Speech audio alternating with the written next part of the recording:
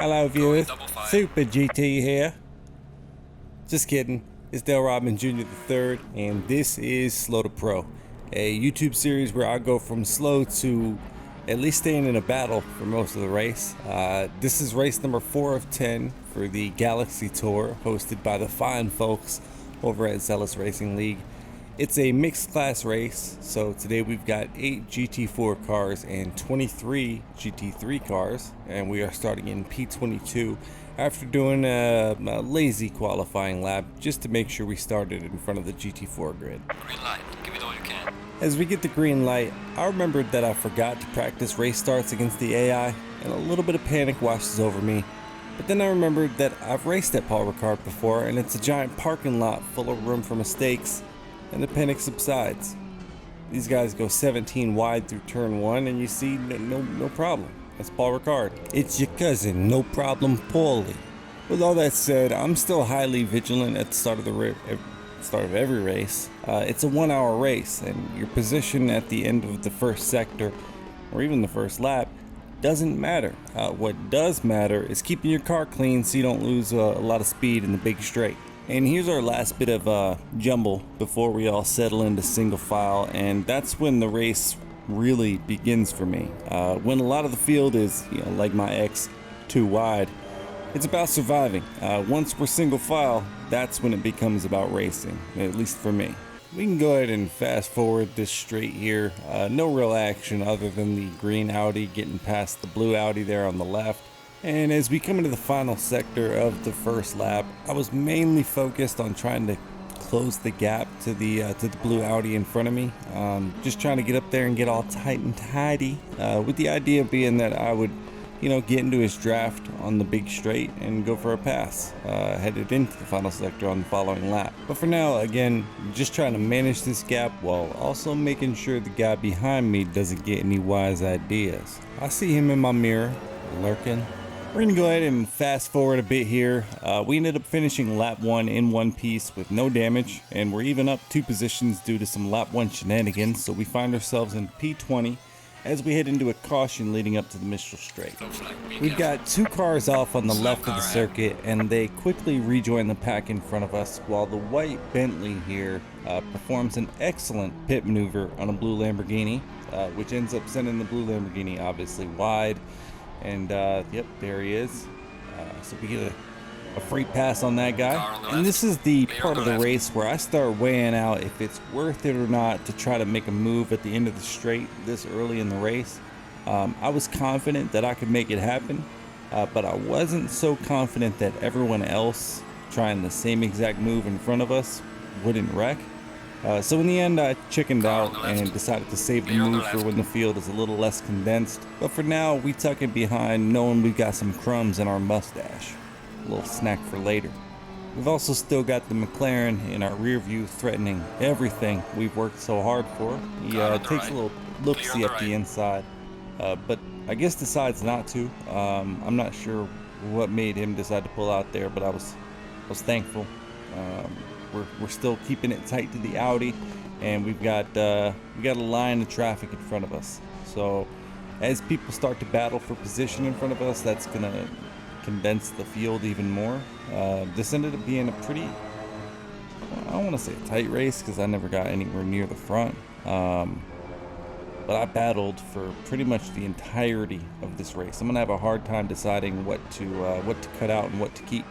We're coming across the line now for the close of lap 2, sitting in P19, so we are up 3 positions, and I'm happy anytime we're either ahead of where we started or battling for a position.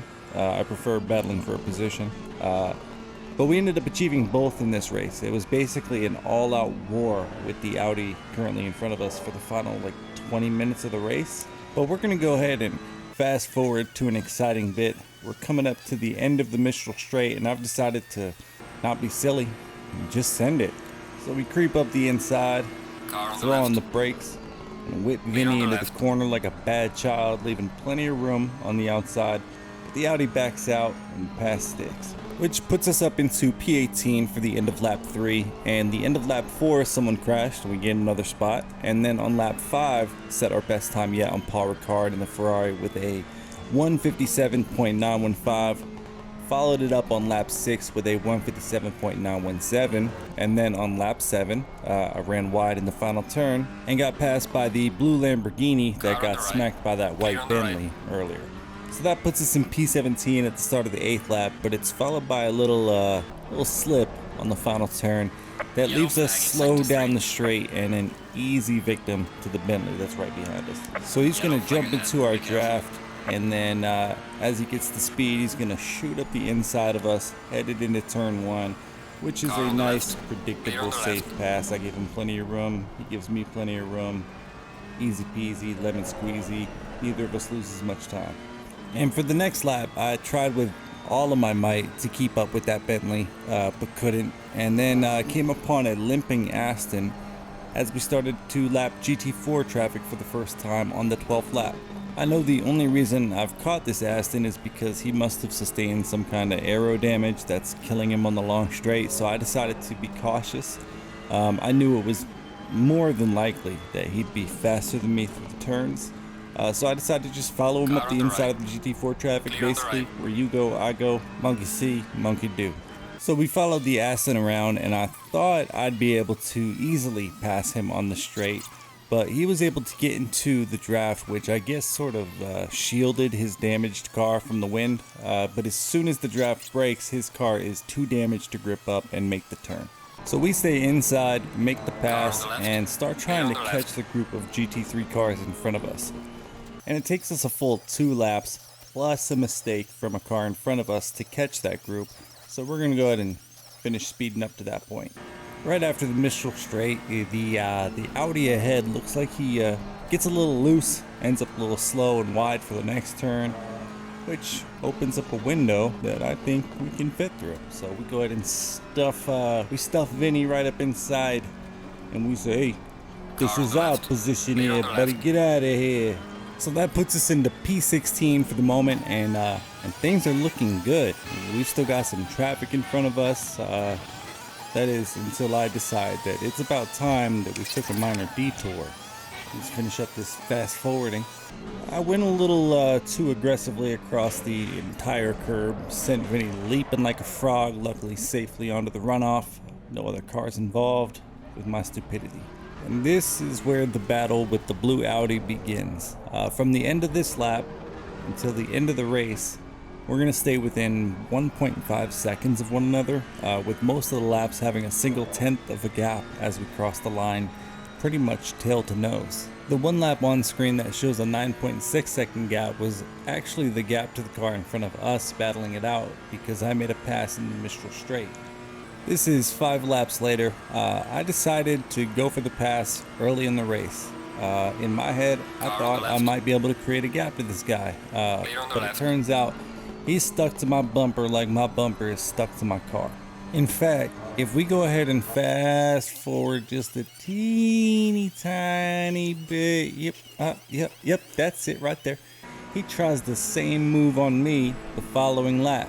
But as soon as he steps out of the draft, that Audi is now pushing against all that wind, and he's only really able to get up to about halfway alongside, so I leave him room, but he backs out and decides wisely to let me be my own undoing.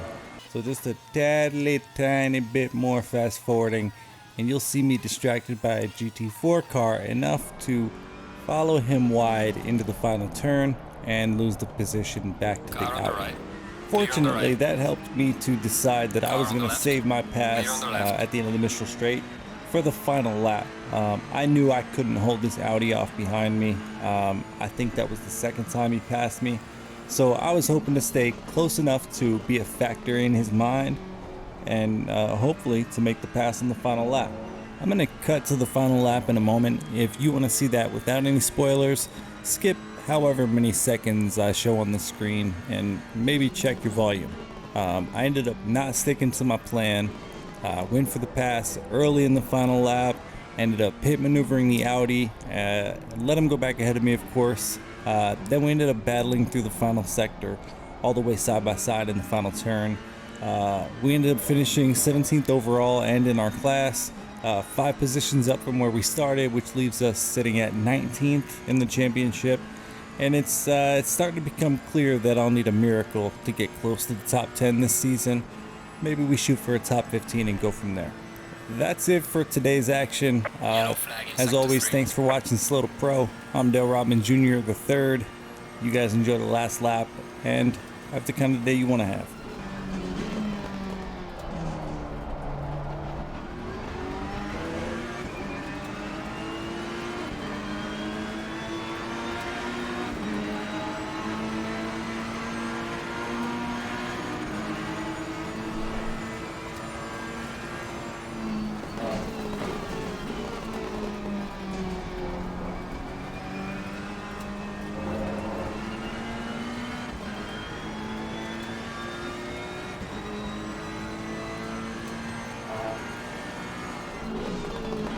The leader has finished the race.